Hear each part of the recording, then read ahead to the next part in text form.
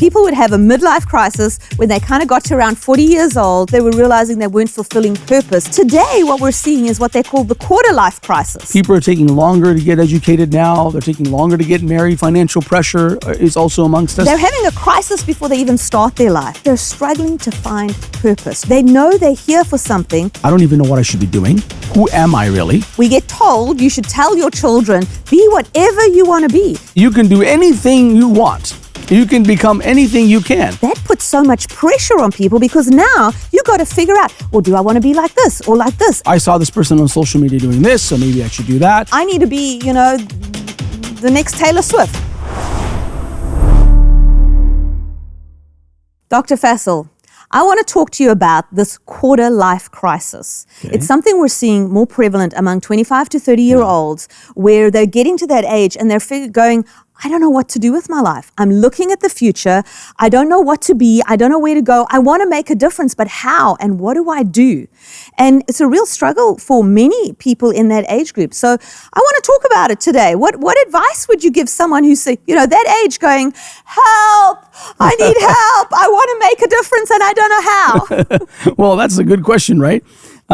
First of all, people are in that position. They're actually looking at everybody around them. Mm-hmm. And especially through social media, you see the best version or sometimes the fake version of their life that makes you realize, oh my gosh, my life is empty. I don't know what I'm supposed to be doing. Maybe I'm not further along in my career yet. I'm not married, for example. People are getting married later.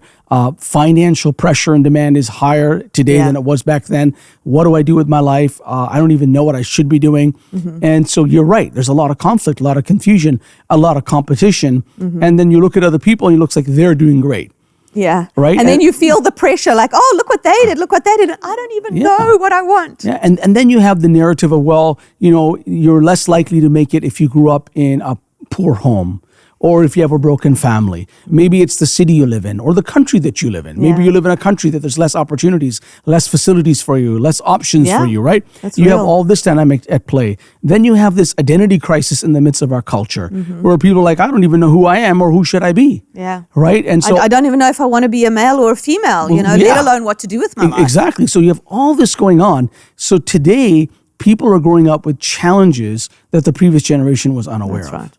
And then at the same time, the work ethic is not quite there that we've heard statistically amongst millennials, right? Mm-hmm. But yet the heartbeat in them for significance, for purpose, for meaning in life, an unusual awareness there must be something more to why I'm here, something more to my purpose on this planet. Is there really even a purpose for me? Yeah. And then you get around motivational thoughts and ideas and maybe speakers and like, oh, you can do anything, you can become anything. And everybody's out there coaching and trying to say, you can do this and you can do this. And you're like, oh, that's a good idea. Maybe I should do this. Maybe I should do that. Yeah. And perhaps you can do many different things in your life, but really you'd be better off discovering why you were placed on this earth and what you are really made to do. And the fact that you can even discover that there's more purpose to your life, that there's an intentional reason why you're born where you're born, the geography of your birth, why you're alive on this time of the earth, and what it is that you really, is placed in you to be able to accomplish. Yeah. So if there is this just like random stuff,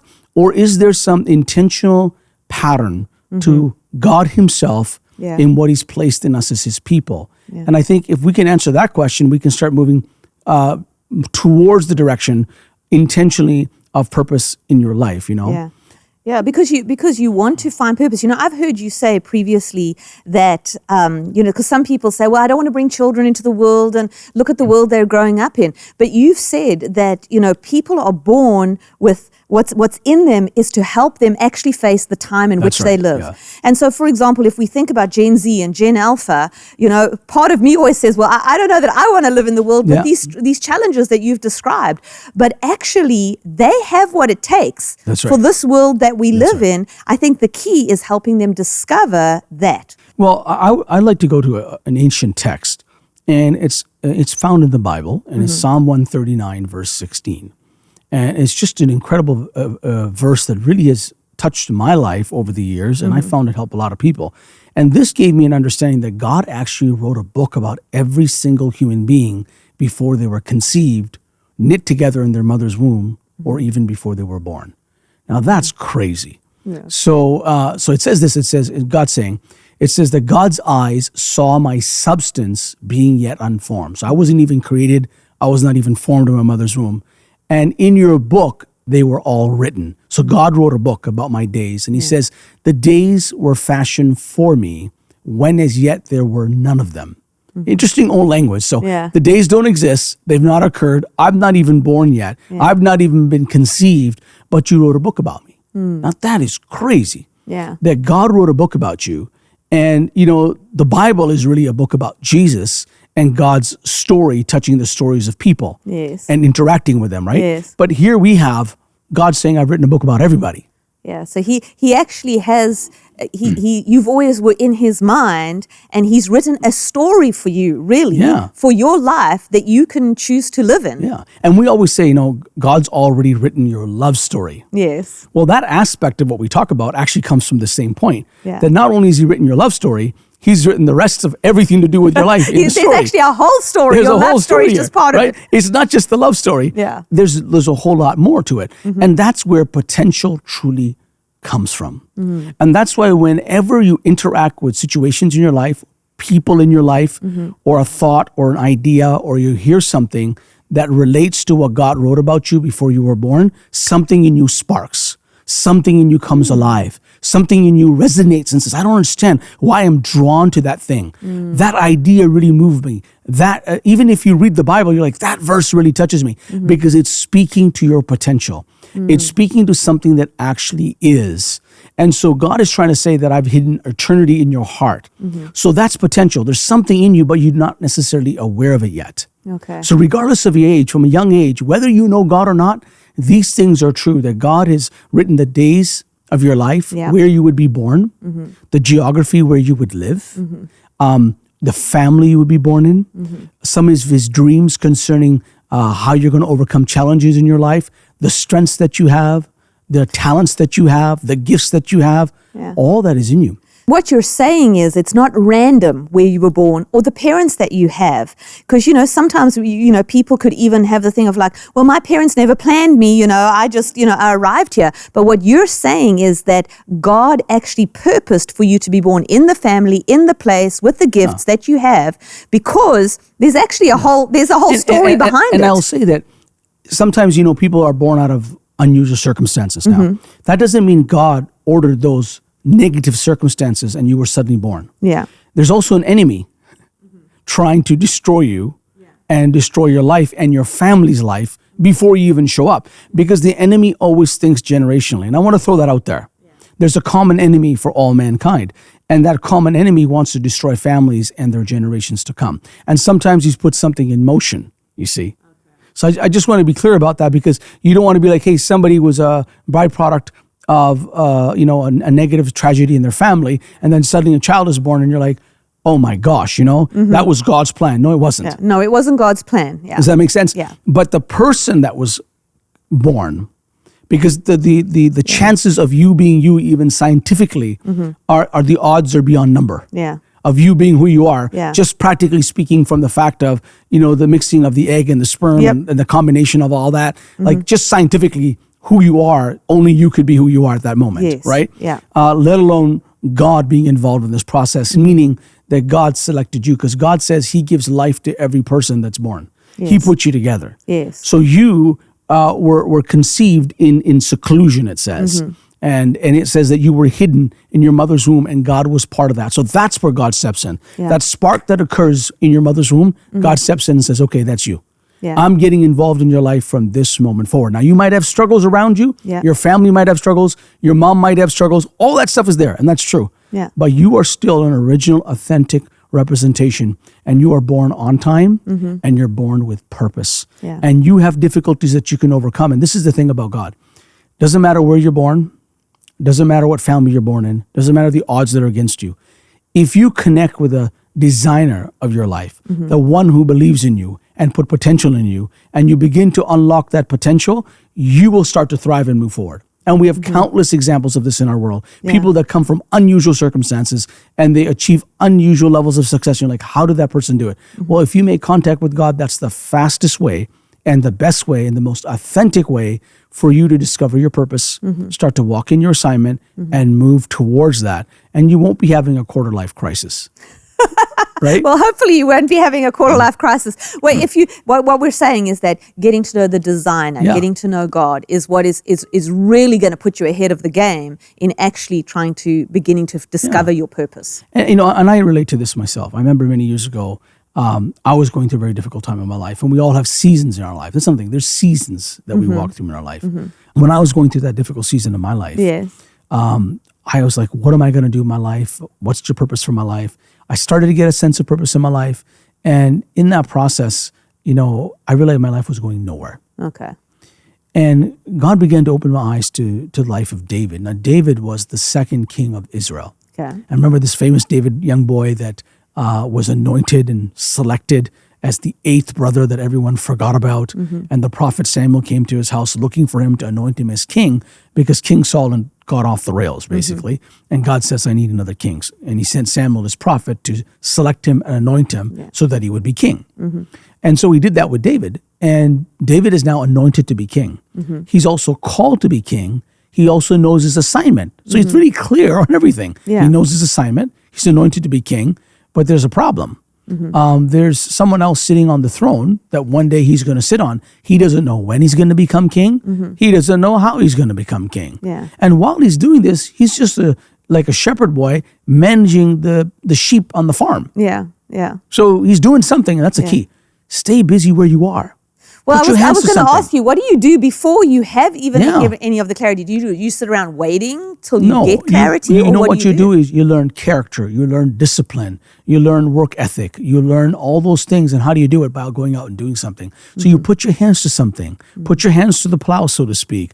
You go out there. So David is tending the sheep. Yeah. That's the father's business. He's like, okay, I'm going to go ahead and do this now. And all his brothers are, wanting to be famous, and they're all this, and they're stronger, and they're smarter, and all this, and they're brilliant, to the point that when the prophet comes to the sacrifice, they don't even take David. They leave him. Yeah. He's the youngest. Just leave him. Yeah. And they take all their 7 brothers. So it's like the family doesn't even really see the value, or they don't the potential. The potential in him. They leave him out because these others all seem like they have what it takes to be a future king or something. Yeah, and the prophet has been sent by God to anoint and select the king, and he's left at home. So oftentimes the thing God's called you to do, sometimes your family doesn't even recognize it. Yeah. Your friends don't even recognize it. Yeah. Because you're just average Joe. Yeah. And they're like, you could never do that. And sometimes sometimes family is the one that opposes you when you say, I have this great idea. I feel God wants me to do this. And they're like, yeah right, you?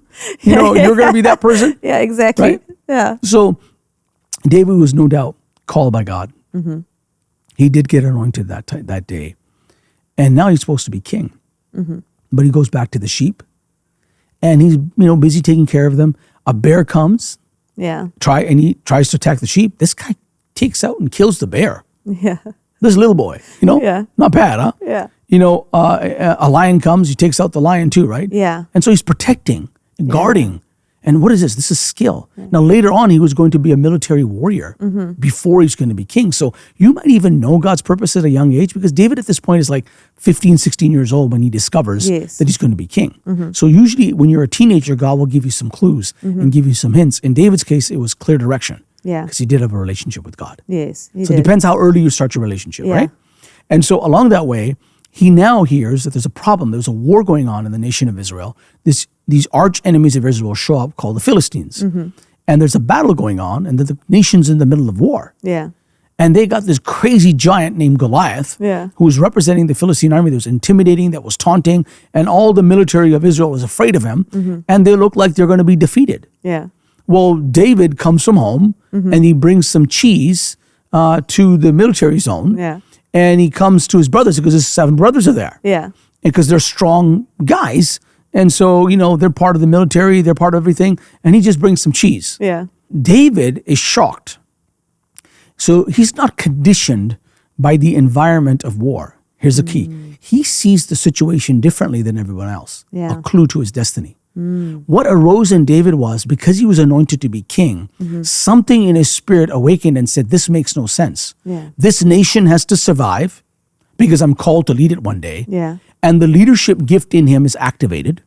Wow. Okay? Yeah. Because the crisis oftentimes defines the activation of the potential that is in you. Wow. That's good. Right? So your difficult circumstances, your challenges you're going through right now, the problems that you're dealing with, all those things are an ideal environment to find out what's in you. It's kind of like, the whole thing, if you can't stand the heat, get out of the kitchen. Yeah, yeah. You put a tea bag in hot water, the contents of the tea bag will mix. That's right. If you want to find out the contents that are in you, let God place you in a difficult environment. Yeah. And that's what God will always do. Because if he wants you to be a solution, he's going to have you be a solution in the environment where you're called to lead. Yeah. So David was called to be a leader. He knew that. He was gifted to lead. Yeah. He was a musician as well, by the way. Yeah. He was anointed by God. He was called by God. So now he walks into a situation, and now it's starting to make sense. He's like, wait a minute, this is not right. Yeah. The God I serve and whom I know, in whom my identity is forged, this picture doesn't look right. Yes. Why is Israel running for their lives? Yeah. Why are they afraid of this foreign nation that has no covenant with God, has no alignment with God, and we're all afraid? So this didn't make sense to David. And David, in his attitude and the way he was communicating and asking what's wrong, why is this happening? This is not good. His brothers are like, okay, you're nuts. Yeah. You're crazy. What's happening? The family's saying, who do you think you are? Yeah. We're in the military. You go back to your sheep, basically. Yeah, Who do you think don't you know are? anything about this situation. We're in the situation, and you don't understand Yeah. it, and there's a belittling of him. And the difference is David was functioning out of instinct, not information. It wasn't just information in his soul. Yeah. He did calculate the information. It was a difficult situation. It was difficult to take out Goliath. But the instinct in him said, no, this is not right. Yeah. But I'm also fascinated at what what you've been saying is because David knew he'd been anointed as king, but he'd been out there with the sheep killing the lions and the bears. So he was doing something. He was getting skilled at looking after sheep and killing enemies kind of thing and getting to know God. That's what he was doing. And so when God puts him into a circumstance, that instinct just comes to the fore. And everything that's in him is now ready to spring into action in the moment. So in other words, even though God anointed him and called him and told him what he's called to do, while he was faithful being a shepherd boy, but he's called to be king. A lot of people, that's where they give up. That's the mistake they made. Well, I'm called to be king. Yeah, so I am out of this little shepherd's patch. So you want me to look after sheep right now? Yeah. Come on, God. You see what I'm saying? That attitude and the lack of humility is not the way to make it in the area that God has called you. But you know what, as you say that, I'm thinking of, I have seen several people that's been their downfall, where I've known they've been called to some really amazing things in God, but they don't want to spend the time looking after in doing what they would see as, this is not my, it's not, this is meager compared to what God has called me to. And because they don't want to do that, they don't hit what God has for And I them. remember when I was a teenager, I came to the United States actually originally to go to school. And I was like 16 years old, and I was here. And my first job was I was working at Buster's Barbecue cleaning toilets. Yeah. And then I worked at Shawnee's as a waiter there, as a restaurant chain there. I'm sure it still is there. And I was going to school and also working and I'm doing all these things. But you got to start somewhere, right? Yeah. And then later on in my life, when I was a believer and I was going to church, guess what I was doing? I was cleaning toilets and involved in the cleaning ministry at the church, serving. Yeah. Right? But I, at that time, knew I was called. I knew I was anointed. I knew that God had called me to do some things. But guess what? I was an usher in my church. I was cleaning toilets there. I was serving, taking the garbage out. Yeah. That was my job. Yeah, you never graduate. You actually never graduate out of serving. Yeah. Because Jesus didn't. He didn't. He was a carpenter. Yeah. I mean, he was called to do the greatest thing on this planet and the greatest assignment of all time, but he was a carpenter. Oh, you don't like the way I built this wall for you? Oh, you don't like the table I built for you? Okay, I'll fix it for you, sir. Yeah. Oh, okay, you don't like it? Okay, I'll fix it. I'll do this. What was he doing? He was serving people as a carpenter, but he's the Son of God. He was anointed for the greatest task ever. Yeah. You see, so this is the key. Part of the process is God will allow you to serve in arenas that really have nothing to do with your assignment. So Jesus is a carpenter. Now, while he's in the middle of carpenting, he's learning how to deal with people, how to humble himself, how to serve people. But he's probably saying, I hope one day that you will surrender your life to me so I can be the carpenter of your life. Wow. So I can make you the vessel that I can make you what God's really called you to be. I hope you'll entrust me and humble yourself the way I'm humbling myself before you. Yeah. Right? Wow. So that's the whole thing, that Jesus was learning certain things. He was a carpenter. You could have said, well, he's the Son of God. He's called to be the Messiah. He should have been learning how to do that. Yeah. No, he wasn't. He was actually a carpenter. Yeah. And so it's interesting how God will call you. And in the end, he didn't become, and that was his father's business, by the way. Yes. Joseph was a carpenter. He was doing that. Yeah. And in those days, oftentimes you worked in the family craft and the family profession, right? Yeah, yeah. That's how people got their last names. They were usually connected to their craft, right? That's Yeah, how last yeah. names originated from. Yeah. And so, But isn't it fascinating that David was looking after sheep, protecting the sheep, and then he's actually called to be king? And what is it? In those days, a king had to care for a population and Yes. for a people, protecting them and watching over them. And so that's just an interesting correlation, that no matter what how he has you preparing, you're going to learn things that are going to prepare you for the thing that he's actually called you to do. it's part of it is the development of your heart condition. David's heart had to be soft, humble, pliable. He cared for the sheep. He took his responsibility serious. He was like, oh, I'm going to be king one day. Who cares? No, he cared for every single one of them. Yeah. In fact, God even said one day to David down the road, he goes, hey, listen, you're a little shepherd boy. I took you out from that sheep pen and I made you great in the nation of Israel and made you king. God actually said that to him. Yeah. It's pretty cool. So God said, in other words, I was involved in your life when you were down there. Yeah. And that's the key. Whether you're working at Buster's Barbecue, whether you're working 2 jobs, whether you're serving in your church here and doing this or a combination of things, going to school or this and that, whatever you're doing, with your life right now, God's in it. You just don't know it. And that's why your character and your attitude matters most in those difficult times. Because that's you having to pass tests. Because in the process, you have to pass some tests. See, Satan tempts you, but God tests your heart. Okay. 2 different things. God doesn't tempt you with sin or evil. Yeah. But God will test your heart and how you respond to the things that life will throw at you. Because unfortunately, we live in a fallen world. And things happen to us. Yeah. Cards are dealt to us in life, unfortunately, that we don't like to have dealt to us. Yeah. But it's not in the dealing of those cards that define us.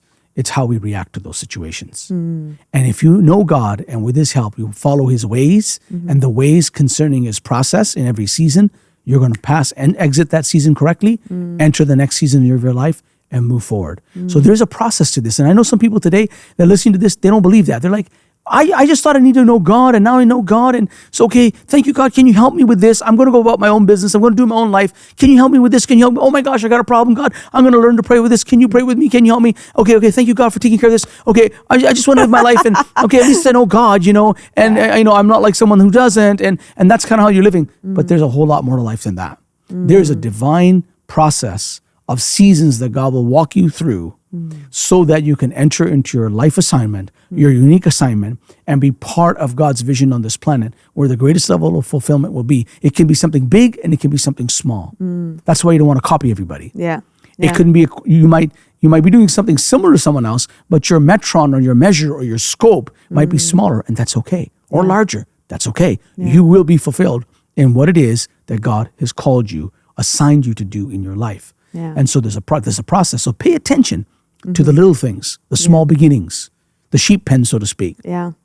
Yeah. And as you do that, you'll find out, like David, like let's wrap this up with David. Yeah. David comes in there, and now he's been trained to a certain degree by God. He's got an instinct. He knows he's called. He knows he's anointed. His brothers have forgotten about it. Nobody paid attention to that. Yeah. They forgot about that. Okay, yeah, right. So when they were there, they would have said, oh, here's the future king.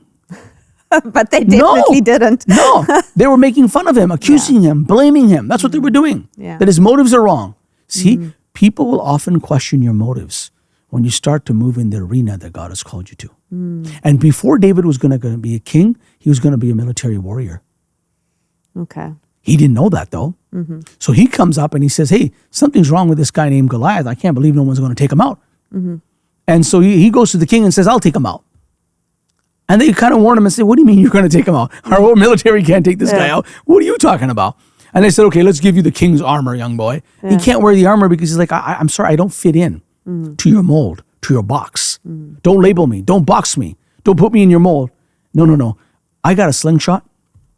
I got some stones. Maybe that's how he took the bear out. Maybe he wrestled with him, then shot him out. I don't know what he did. Yeah. But this guy had creativity. I got a slingshot, I got 5 stones. And he picked up 5 stones, and history records, and they're trying to figure this out. Why did he get 5 stones? Was he going to try to get Goliath 5 times? Well, he hits him the first time, 1 slingshot, Goliath drops to the ground. And Goliath was taunting him, says, who's this little dog that you sent him? You're nothing. Yeah. And he says, I come to you in the name of the Lord of heaven's armies over Israel. He knew whom he was serving. His identity was, look, I'm actually serving. Even though I'm called to be king, I'm not coming to you in my name, my identity, and my power, and my might, my military. I'm just coming to you in the name of the Lord of heaven's armies. Yeah. That's what he says in 1 Samuel 17. Yeah. And the moment he invokes the name of the Lord of heaven's armies, he invokes the armies of heaven as well. And guess what happens? 1 stone knocks him out, and he goes and picks it. He didn't even have a sword. He takes Goliath's own sword, chops his head out, and wanders around with his head to taunt the whole enemy, the Philistines, and say, look, this is the God I serve. Yeah. Well, they won. Israel's like, oh my gosh, what is happening over here? This is insane. This is crazy. So David did that because he had been trained in the past, and now something happened. The gift started getting activated of leadership, the gift of skill. He was ambidextrous. It's, he could fight with both hands. That's hard to do. Yeah. And guess what? He trained all his people to do that in the future. Later on, you'll see that. And so he was always a leader. You can put a leader in any environment, and a leader will start to thrive. And in David's case, he had the gift of leadership as well. Yeah. And so that's important to note. But he didn't probably have all this figured out. Yeah. But- he was just acting instinctually, like you Yes, said. right. And out of he knew God, and he just responded out of who he was. Yeah, and he just did. And in the process, his people's gift will make room for them and always bring them before great men. That's what God's word says. Yeah. So his gift was activated. Yeah. And he was able to step in. His faith came alive. Something in him bothered him about the situation. He said, this is not right. A solution presented himself in the form of a slingshot and 5 stones. And the reason why they say that he had 5 stones, that they say in history that Goliath had 4 other brothers. Yeah. So he wasn't just going to David take... was ready to take out the whole lot of them. He's going to take them all out. Yeah. I mean, what kind of guy is this? Yeah. But no doubt the courage. See, sometimes our courage is activated when we move into an environment that we're called to be in. That's the power of your assignment. That's the power of purpose. That's the power of what God's called you to do. Your environment does not intimidate you. It awakens your courage. And courage is not the absence of fear. It's the presence of action in the middle of the fear. And so he steps forward and he has faith and he has trust in God. And that gains him some notoriety, doesn't it? Yeah, it does. And it really changes his life. And Yeah. And it begins to shift the trajectory of his life. yes, everything changed from that moment on. David got known for this. Yeah. And he's known till today in the world. Whether people know God, everybody knows the David and Goliath Wow. story. Wow. But it stems from somebody that God had anointed and called, and he was called to be king. Nowhere when he was anointed to be king was he told, you're going to take out Goliath. You're going to fight giants. And David wrestled with this enemy, the Philistines, throughout his career in the military, and then later even when he became king. He had to deal with all these things. But the long story short in this whole thing, the thing that really got me about David is that David was called of God. He was anointed by God. He was no doubt gifted. And then God himself says about David that this is a man after my own heart. So he had the right heart. Yeah. And then yet there came a time in David's life, he had not become king yet, and he was running as a fugitive for his life, hiding in the wilderness in caves. Yeah. And this same king, on whose behalf he took out Goliath, later became David's arch enemy out of jealousy. Okay. Because he found out God had chosen David.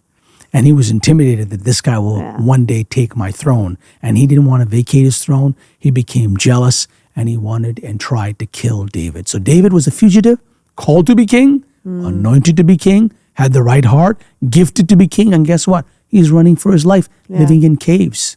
Yeah. Running in the wilderness as a fugitive. I could see exactly why, when you were saying you were in that difficult place, that God spoke to you out of the life of David, because there's such encouragement in there. And what you're sharing with us, we can begin to see, there is this process that God seems to take people through. And you were saying this is what God was showing and God you. said to me, he said, son, there are people that are living in the shadows that are called to live in the light. And then he began to open up this divine process to me, which we'll get into later. But the point is, that's when it all started for me. That's the origin story. That's where God began to speak to me. He said, son, look at David. He was called, he was anointed, he was gifted. He had a heart after me, but he was running for his life as a fugitive. So you go, son, you can have all those things and still not fulfill your assignment. And then he began to give me some keys. He goes, in order to walk in your divine purpose, your divine assignment, in the right way, in the right place, in the right time, in the right season, you need a platform of expression, a seat of authority. David had everything, but he didn't have the throne. He could not execute his duties and responsibilities and calling as a king without a throne, without a seat of authority, without a platform of expression. And he goes, there's a process that I walked David through to get to that seat. Okay. And he goes, that process is for every person that wants to walk in their divine assignment in life. Okay. Joseph went through this process. Jeremiah went through this process. Jesus even went through this process himself. And every story we ever read in the scripture of where God intersects with people, they all go through this unique divine process. And the truth is, when we don't know the way of God and the process of God, we misunderstand what's happening in our life. We misinterpret where God is, what he's saying, and what we should be doing in any given season. So there are seasons, there is a divine process, and there's an order to this process that God has designed to help us walk through so we can truly make it into the place where we fulfill and walk in our divine assignment, the thing that we're uniquely made for, created for. So if we were teaching young people this, we would save them years and headache and torture, really. If they got a hold of these truths and began to walk in them, I'm telling you, it would really help them and save them years of turmoil in their life. They'll still have challenges. We all do. You're still going to have to overcome. But when you're put in those environments, you'll discover more about who you are because your identity will be solid, but you'll also discover what you're called to do. And then God can use you to present solutions. He was called to become David, but first he had to take out Goliath. Before that, he had to look after sheep. You see, there's a progression. Then he was in the military, and he was very successful in the military, David. So what you're saying is when you understand that there is a process and understand something of the process, you can recognize it in your life and then cooperate with God in those seasons to save time and not take 10 years to learn something, but actually walk through it and come into the fullness of your poor purpose, or live your purpose in every season.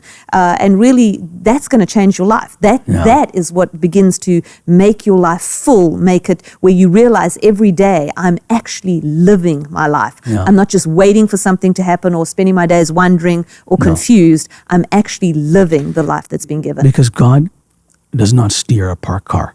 You know, so get moving somewhere. It's easy to steer the car when it's moving, right? God can steer you. Get moving. You know, don't sit home and do nothing. Put your hands to something, and then God can redirect a little bit and say, "Oh, why don't you do this?"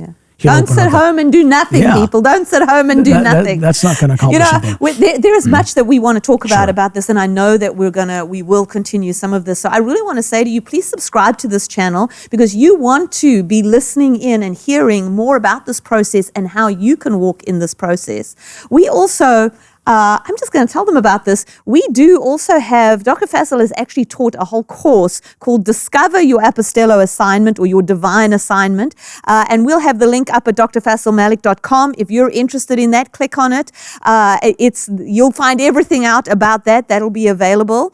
But I trust that today you're really realizing there is purpose for you. It's available now. And as you embrace God, he's going to take you into it. So, like, share, send this to someone who needs to hear this, and we'll see you next time.